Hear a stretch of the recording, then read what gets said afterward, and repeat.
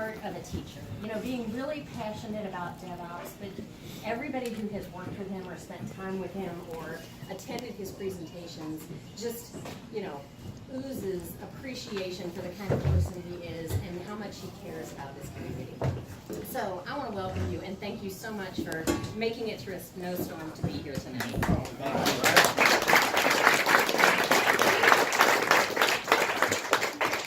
Well, Chris, thank you so much. Can everyone hear me okay? Yep. I get a mic. How awesome is that? And just a quick tip. The reason I didn't give Chris any bio information to introduce me with is because you saw how high she just set the bar, right? Like, if I had given her bio information, then the bar might have been even higher. I was hoping to keep a low bar, but now I have a high bar, so I hope that I can meet your expectations. I absolutely adore coming to meetups. I think that a meetup group is a very special thing, and it may sound a little bit weird coming from me, what I'm about to say, but I do want to echo some of the things that Chris said, and that is that the meetup tonight is not about listening to the person at the front of the room. It's about meeting the community that's here in Louisville that has similar interests and similar work to the work that you're doing. So just by a quick show of hands, I want to ask a question. How many of you work at a place where you're currently hiring? Okay. And then this next one can get a little bit awkward.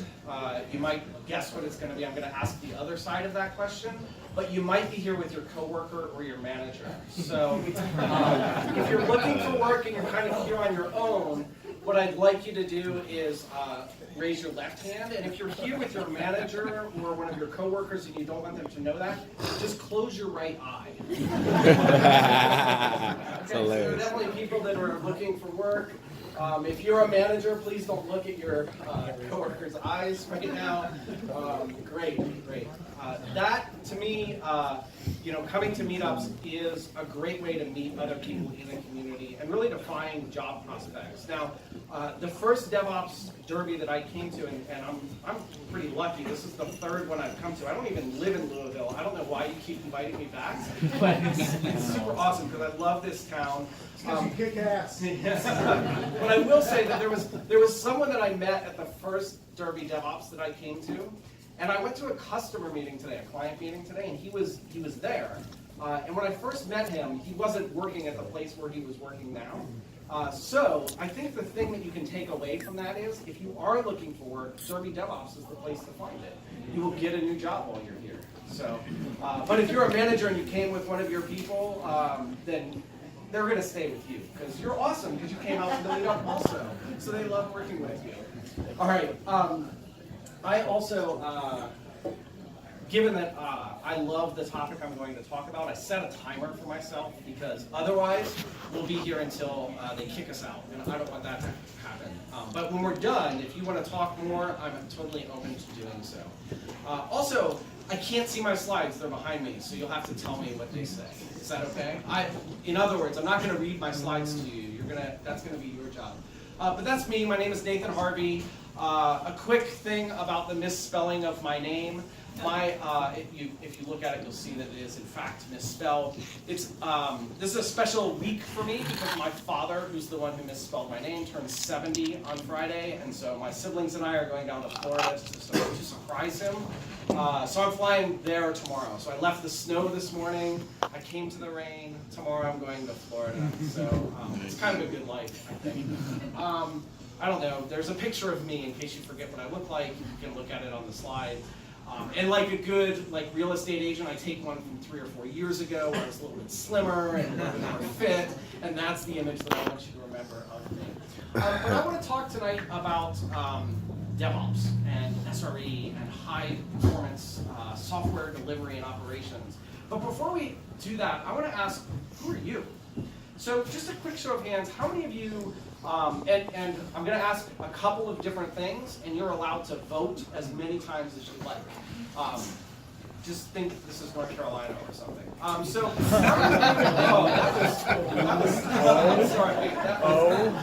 It's a little early in the talk for that. Sorry, so how many of you identify as software developers or engineers? or burgeoning or wannabe, whatever. That's cool. Like I'm not setting an experience level. All right, that's good. How about system administrators, operators? All right. To be honest, you're my people. Like that's where I come from also. How many of you identify as DevOps? Okay. All right. I have some strong feelings about that that I won't share right now. That's cool. How many of you, let's see, so we got software engineers, we got operators, that's dev and ops, we got the DevOps. What else? Who did I miss? SREs. SREs. How many of you identify as SREs? Yes. All right, that's cool. That's cool. Those are my new people. That's awesome. All right. What else? Architects. Architects. Yeah. Cool. QA. Yeah. QA. What else? How many of you are business people? Okay, keep your hands up if you're a business person. All right, so real talk, what does it mean to be a business person? What does it mean to be a business person? All right, that's the first question. I'm not going to answer that question. Second question, everyone who, raise your hand, be proud that you're a business person. You should be proud of that fact. Everyone who doesn't have their hand raised, what I want you to do tomorrow is quit your job. Because to be a business person, I think what it means is you care about your customers and you care about the business that you're in. And so if you don't do that, you should quit what you're doing right now. Fundamentally, to me, that's what DevOps, that's what SRE, that's what it's all about. If you don't care about the business of your business, if you don't care about your customers, why do you show up to work every day? I definitely have spent time as a sysadmin, and at one point in my career, I thought my job working in the data center was to rack and stack servers. The truth is that was never my job. My job was to serve our customers and to understand who those customers were and to understand how the work that I do fits into serving those customers and keeping our business running. That's what's important. So I just want you to take that away with you. And I really think of that as the mission focus. What is the mission that you're on? Who are those customers that you're trying to serve?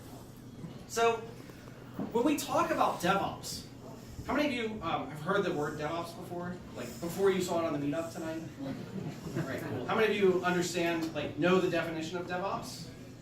Keep your hands up. How many of you believe that your definition of DevOps is the same as the person next to you? I don't think so either. I don't think so either. It's one of the positives and the negatives of that word DevOps.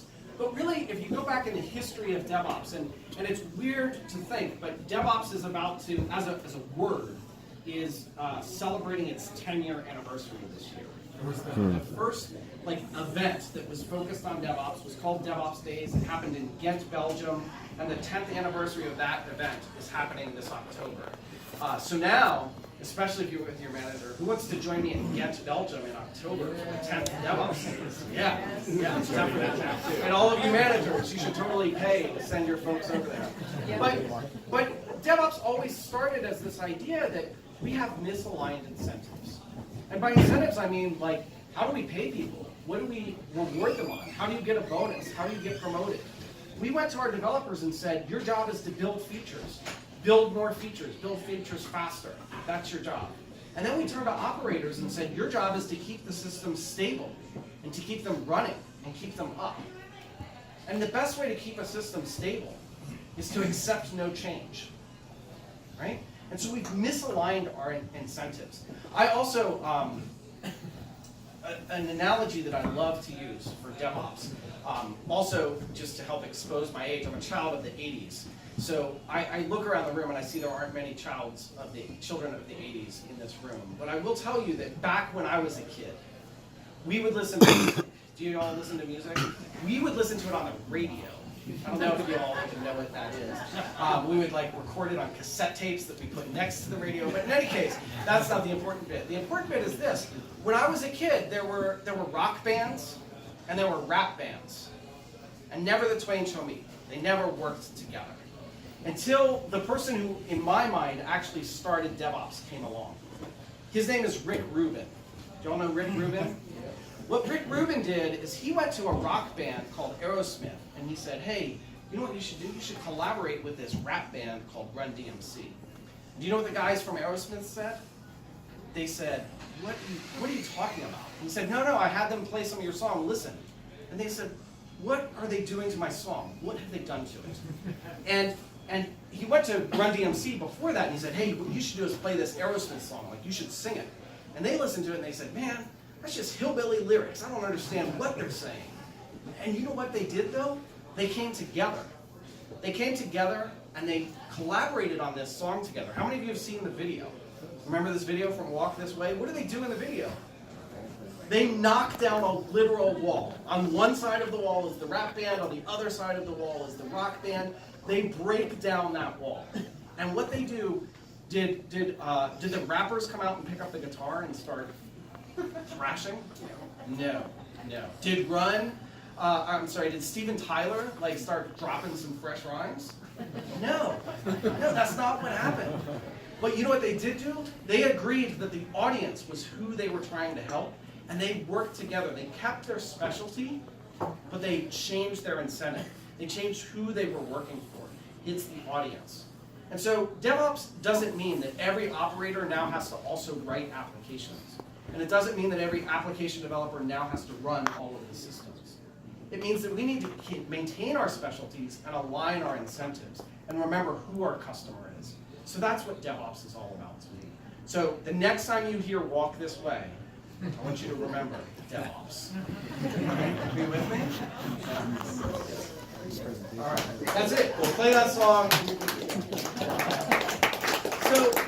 So DevOps didn't like appear out of a void. We've always had this problem where we have ideas on the business side and we want to get them all the way out to our customers. And the first way that we really looked to solve this, frankly, was with Agile. We said, look, development is slow. We want to build features faster. Well, building features faster means that our developers have to be more aligned with our business and really understand those customer needs and build out those things faster. And in practice, that's kind of where Agile stopped.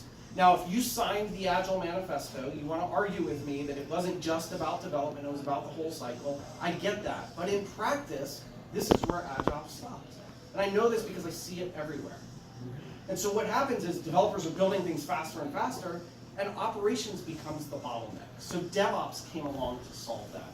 So what is DevOps in the end? If I can, I will give you my definition of DevOps. And it isn't just mine. I collaborated with a bunch of people, and if you agree with this definition, there's a link that you can't see or read or click from where you sit, and you can add your name to a README, and now you can practice this. But this is DevOps in my terms. It is a cultural and professional movement focused on how we build and operate high-velocity organizations born from the experiences of its practitioners. Let's break that down really quickly. Cultural and professional movement. You know what else is a cultural and professional movement that's super important right here? Bourbon. Bourbon is a cultural and professional movement. There are people in this town who care a lot about the craft of making bourbon. There are other people in this town who care a lot about the craft of drinking bourbon. Right? Hear, hear. Yes. Today, I am one of those people. That's the craft I care about. Right? It is a cultural and professional movement. It's not a tool. You cannot buy DevOps.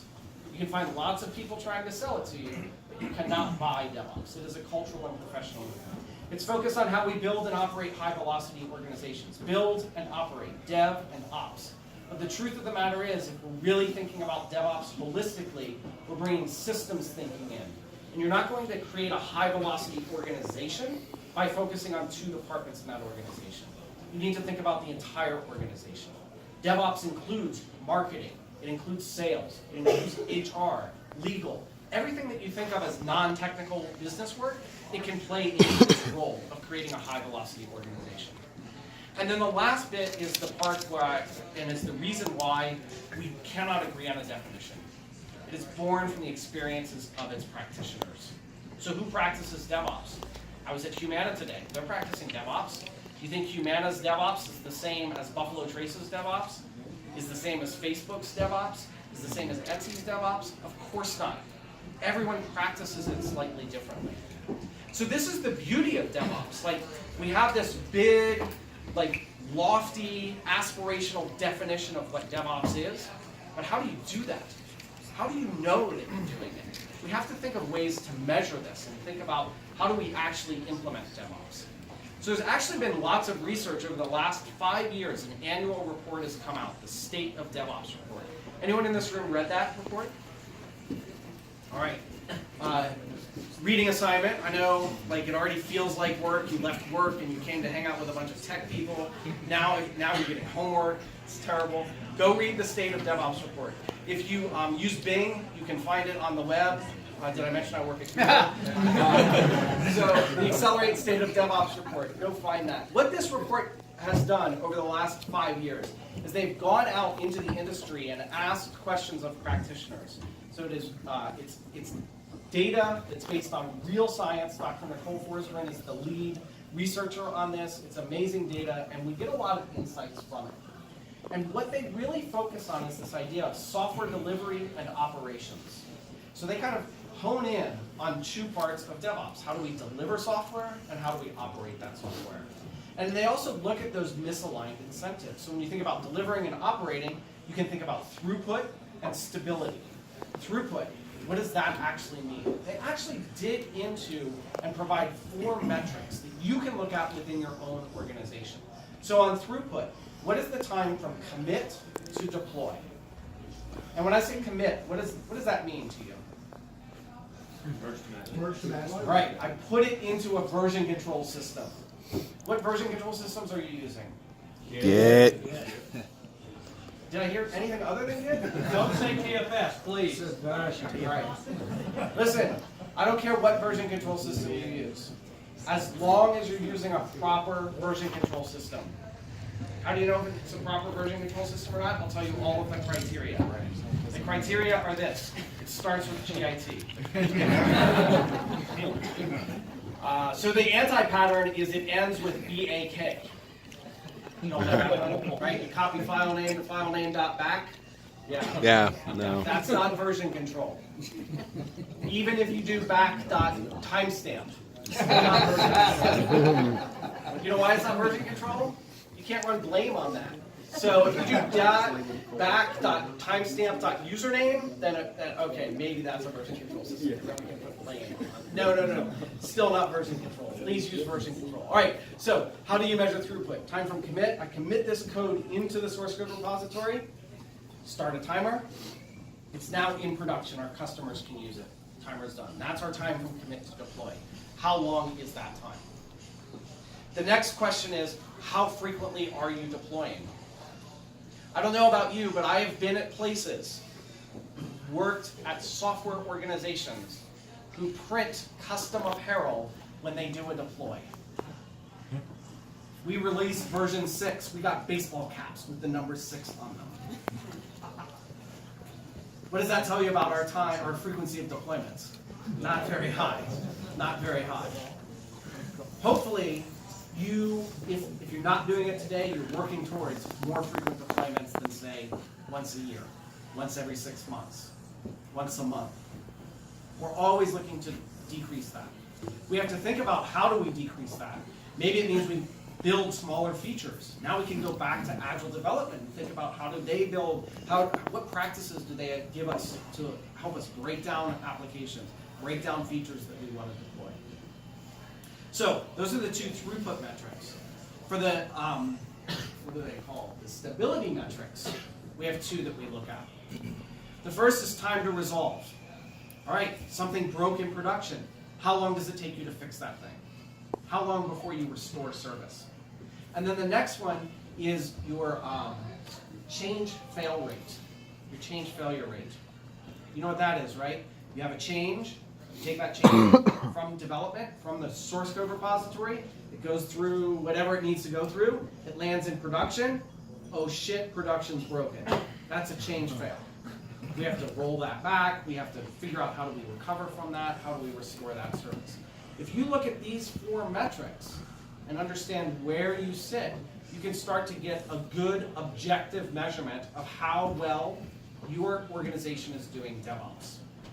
There's another little, maybe not so secret thing about DevOps. As you're doing DevOps, you're never done. You're never done. It's all about continuous improvement. So you can always improve on these 4 metrics. Now, this research has uncovered a lot of really interesting statistics. DevOps actually works. It helps businesses achieve all of these great outcomes. You can deploy an enormous amount of times faster than your slower moving counterparts. Why does this matter to the business? It means you can respond to your customers faster. And the other thing that this research really bears out is that you don't get stability without high throughput. You don't get fast throughput without stability. The two go hand in hand. And think about this. How many of you feel like you work in a very risk-averse organization? Yeah. Yeah. All right, so here's the thing with a risk-averse organization. What your people care about is stability. Stability overall. And if it means we move slower, so be it.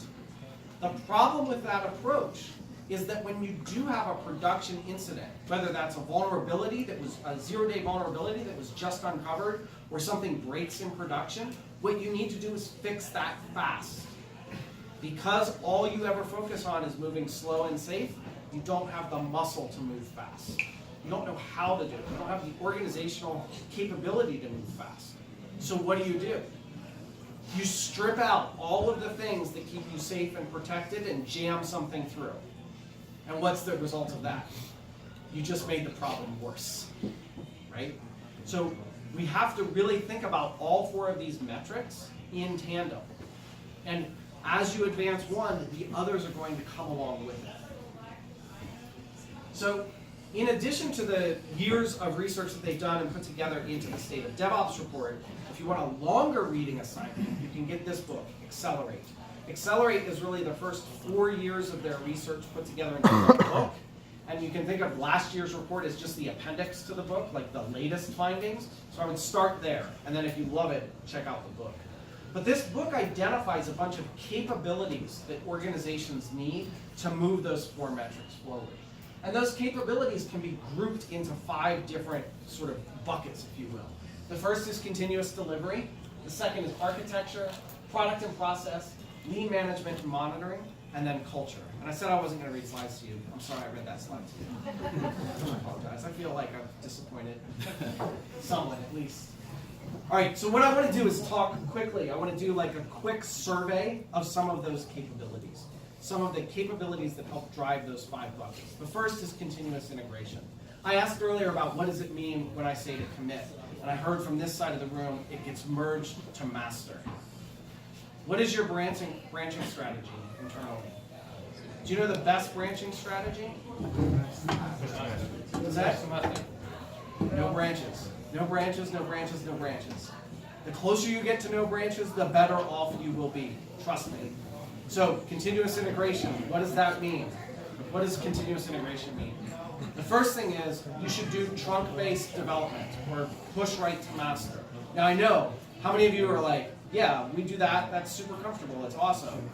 And how many of you are like, whoa dude, I don't know about this trunk-based development, that sounds pretty scary, I don't think we can do that. All right, that's cool, that's cool. So, can we agree to this? Every branch lives less than a day. No, you're still uncomfortable, are you? You're still not buying it. You're still not buying it. It's cool. It's cool. No, I'm not saying don't test it.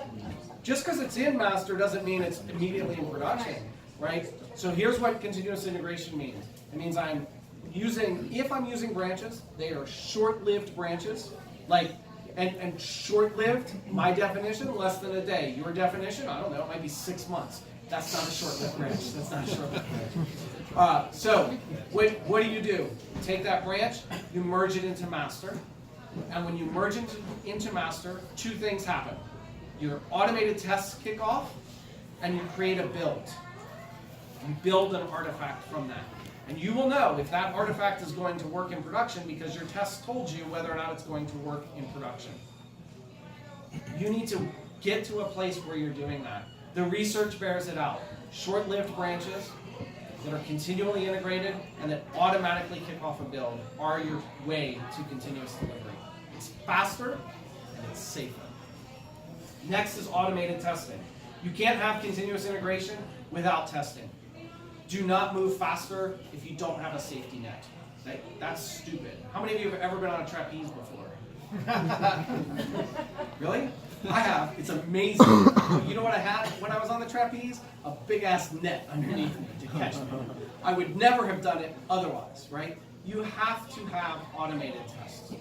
And who's responsible for writing your automated tests? Developers. Developers write your automated tests. Who said they were in QA?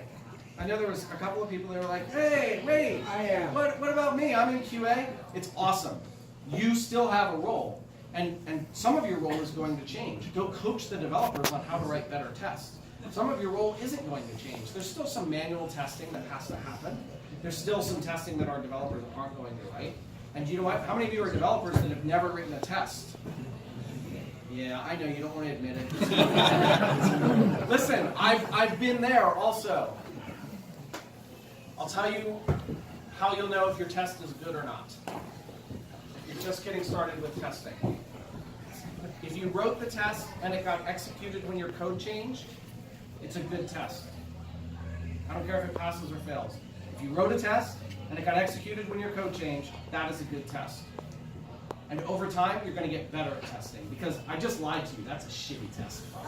If it's your first test, it's a bad test. But who remembers the first line of code they wrote? Ish. Who would be stoked if I put it up here on the screen next? All right, a couple of you, yeah. Because it would be a good reminder of how much you've learned since then, right? It's going to change over time. Shift security left. Just like QA testing has to be automated, our security testing has to be automated, and we have to shift it to the left. What does it mean when we say shift left? What does that even mean? Yes? Earlier in the process. That's right. Rather than at the end. That's right. It goes earlier in the process, not at the end. If you are a software developer and you've worked in an organization where the operations team keeps telling you, no, you can't deploy, we don't have infrastructure for you, no, and you hate the operations team for that, you're probably right to do so. We need to help them come along. But if you really despise the operations team for that, it just tells me you haven't met the security team yet. Right.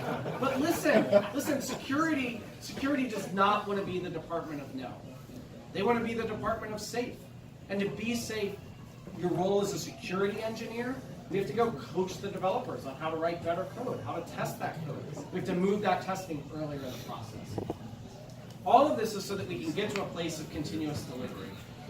Continuous delivery doesn't mean there are no human checks along the path. But it does mean you want to minimize the human checks along the path. It does mean you want to seek to destroy your change control board. How many of you suffer under a change control board? Or, have a change control board to help keep you safe in your organization. Right. It's the same hands, as it turns out. Look, we want to get to a place of continuous delivery. What that means is we have to be able to deploy small changes. It means we have to think about deployment architectures, things like green-blue deployments. Have you heard of this concept? Like, I have the running system. I deploy a new system. This one I'll call green, this one I'll call blue. I can cut over all of my traffic to blue. If things are failing, I just go back to green, figure out what failed, and then push it forward. So I can have two instances of my application running at any time, and I can just flip back and forth to the latest. But you can also do things like canary deploys, where I deploy a new feature that only gets exposed to 10% of my users and see what's happening there. Is that feature working? Are the users liking it? Let's get some early feedback. At the end, that's what it's all about. How do we get feedback faster so that we can change what we're building? You also want to think about things like feature flags. Can I deploy code that isn't going to be executed so that I can have short-lived branches? I can put a new feature in that's not really going to be executed in production, but it has been merged into master so that my colleagues can see the direction I'm headed in. What is this feature going to eventually look like?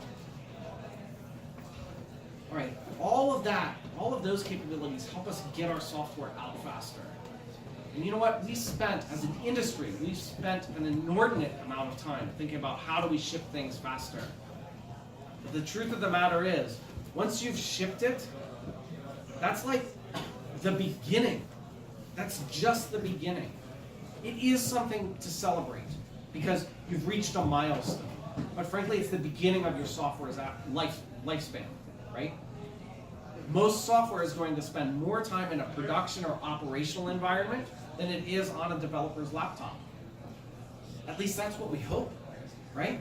That's what we want, because that means that's where customers are getting value from it. So we can't think just about how do we ship things faster. We have to think about that reliability. And that's where this new term, or this other term, site reliability engineering, comes in, or SRE. And SRE, in my mind, is very much related to DevOps. And in fact, SRE, where DevOps kind of has a broad definition and loosely agreed upon definition, SRE really is a framework for how do we do operations in a different way. How do we have a different approach to operations? And that approach takes a lot from software engineering. So operations, many sysadmins, I don't know, maybe this is you, it's certainly me in my past as a sysadmin. Someone came to me and said, hey, you should use this new framework that's going to help you automate all your stuff. You just write some code and then you can spin up servers. And I looked at them and I said, I'm a sysadmin, I'm not a developer. Like, that's not my jam. I got into sysadmin because I don't have to be a developer. I like this. I like my own bash scripts. And what I did is I grew as a professional. I learned over time to use new tools and new processes. And what I was doing was I was taking the ideas behind software engineering and applying them to my practice of system administration. I was starting to use things like version control and automated testing and so forth. So this idea of SRE is, what if we take those software practices and apply them to the practice of operations? And it's founded on this number one belief. 100% reliability for any system is the wrong metric. No system, none of your systems are 100% reliable, guaranteed. And you should not seek to achieve 100% reliability. It's not worth the cost to get there. 5 nines. 5 nines? Maybe. I don't know. 8 nines. Hey, whatever. You're not going to get there. You have to 9 5s. Go back. Yes. Mention that. 9 5s. But you know what? Here's the thing. Is it 9 5s or is it 5 9s? It goes back to the thing that I talked about at the very beginning of this talk. Who's your customer? What makes them happy? Maybe 9 5s is enough for your customers. Maybe your customers only are using your application or your service or your site during business hours. And so they don't care what happens overnight. Maybe you're so lucky or unfortunate, I don't know, that they only use it during business hours and they're all in the same time zone. Right? Like, that might be lucky for you as an operator. It might not be great for your business in terms of growth perspective, or prospects. But what SRE does is it introduces this concept, or brings this thing into a framework called an error budget. And an error budget is this. It's an agreed upon framework, or agreed upon terms, between the business, product owners, your developers, your operators, everyone says, we have an error budget. And that error budget is the delta between the metric of 100% availability and whatever ours is. 5 9s, 9 5s, whatever. The delta, the difference in between those two things, is our error budget. And it might be on availability, it might be on latency, it might be on processing throughput, who knows what it's on. That depends on your application. But the thing about an error budget is this. You use the error budget as the thing to balance throughput and reliability. If what you're finding is over time, and your error budget is linked to time, so maybe it's 99.5% availability over the trailing 28 days, right? So if what you're finding is you're falling below that availability, you're consuming your error budget, what that tells you is you need to slow down. It doesn't mean stop shipping. It means change your development focus. Don't focus on building new things. Focus on making your system more reliable. At the same time, if what your error budget is 99.5 and you're achieving 6 9s, it means you're probably moving too slow. You're not experimenting enough. You're not pushing enough new things out. Your customers are completely happy with 99.5. And for your customer, the difference between 99.5 and 5 9s, they don't even recognize it. Why? Maybe they're using a cell phone to use your application. How many of you believe that your cell phone provider's network gives you 5 9s? It doesn't, right? So you're wasting time where you could be building features, you could be running experiments, you could be learning new things and making it better. So you use these error budgets to balance that throughput and reliability. So the error budget really works as a thing that helps align all of the concerns. And everyone has access and visibility into those error budgets and agrees upon them in advance. What happens when we consume this error budget? We can change our alerting policies so that we don't wake someone up because the CPU is spiking. We wake someone up because we're consuming too much of our error budget. There's a big difference between those two. A customer might not care that a CPU is spiking. So why should you wake up at 3 a.m. to fix that? Keep your customers happy. All right, that's most of what I wanted to say, and I'm already 4 minutes over the time that I allotted myself. I asked some questions, or I asked you to ask some questions on the meetup in advance. And so I have, I think, 2 or 3 questions that I'd love to answer. But I want to get permission first, because I'm a little over time. Or at least I'm a little over my time. So, what do y'all think? Can I keep talking for maybe 5 or 10 more minutes? Okay. All right. Also, another hour. Also, there's another weird thing. You're all adults. You can get up and leave anytime you want. It doesn't matter if I'm talking or not.